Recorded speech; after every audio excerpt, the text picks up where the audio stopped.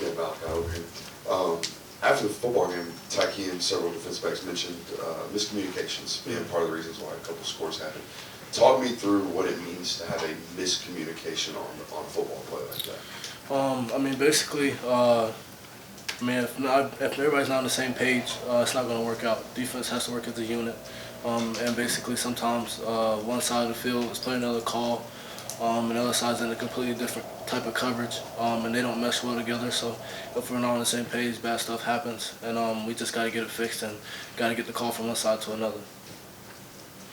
Malaki, kind of going off of that question, what are the things you guys can do this week as far as improving communication, making sure to cut down on mistakes like that? Really just making an emphasis in practice. Really trying to hone in on everybody talking, communicating, verbal and nonverbal, giving signals. If you give a signal, you get it. If you get it, you give it back. So just trying to make sure everybody's on the same page. Like I said earlier, defense is a unit. If one person's off, the defense doesn't work. It's just like a car. So I mean, we all got to be on the same page.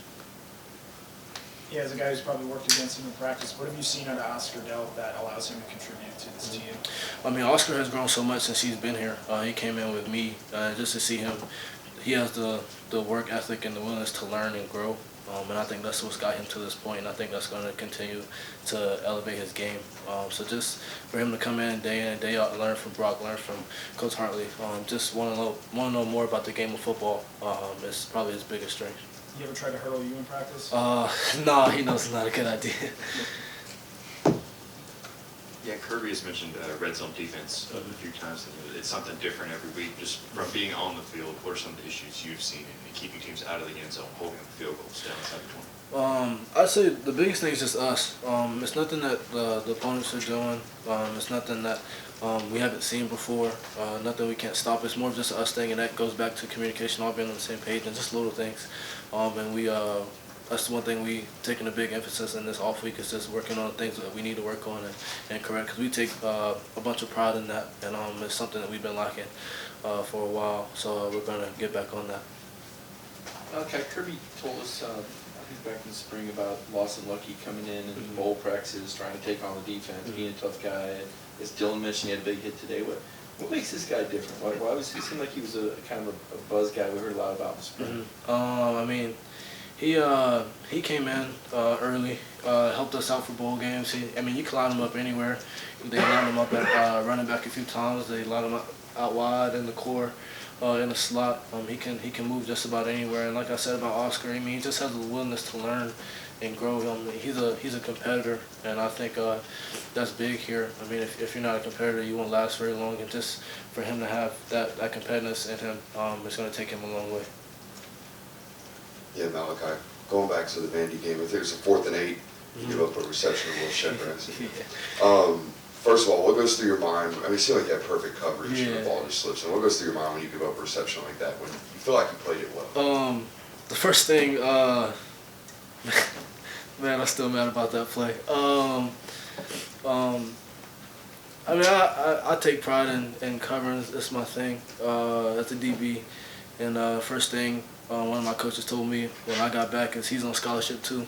And he's a really good player. He's going to have a great career. And just going against him, I respect him. And I knew the route was coming because I got the same route on Thursday. I got the same route on Wednesday and Thursday. I messed it up on Wednesday. I covered it on Thursday. I watched taped on it. Actually, on the flight there, I watched it. I knew it was coming, and I slid it and everything, and I just looked just a second late, and he got me. But, he's a great player. Like I said, he's on scholarship, too. It's tough. You never want to give up those players, especially in that type of scenario. I just got to learn from it. Tyke got another interception on Saturday. Just what has stood out to you about how he's played this year and the role he's played in the secondary? Like I said before, Tyke's a vet. He does everything right. He's a leader. So just to see him go out there and just be who he is, do the things that I know that he can do, it's just awesome. Just show everybody what he can do, because when he first got here, he got hurt. He had a little setback, but he's taken off since then. I'm very close with him. He's like my family, so just see him just go out there and compete, do what he can do, show everybody it's just huge.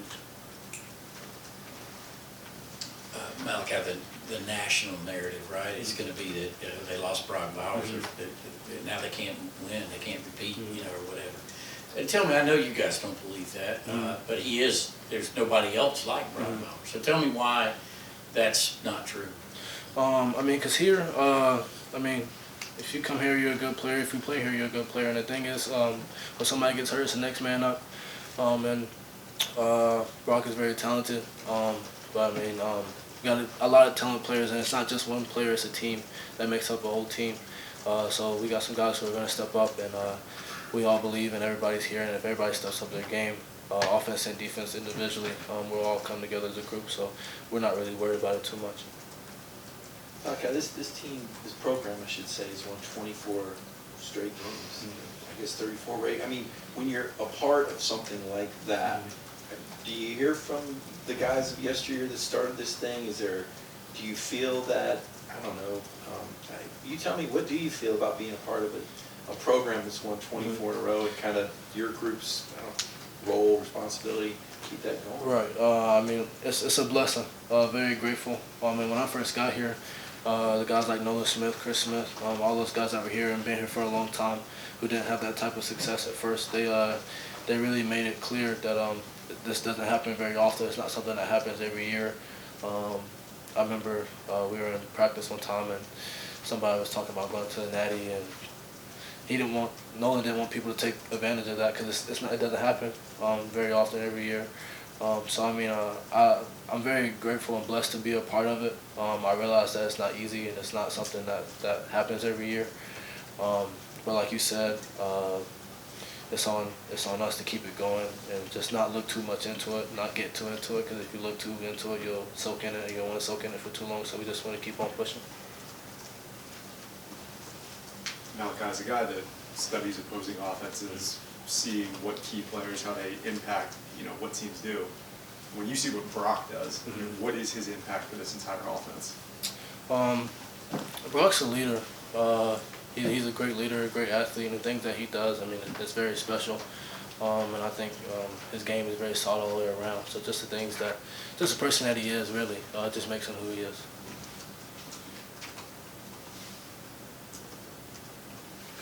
Enough for two more. Anybody?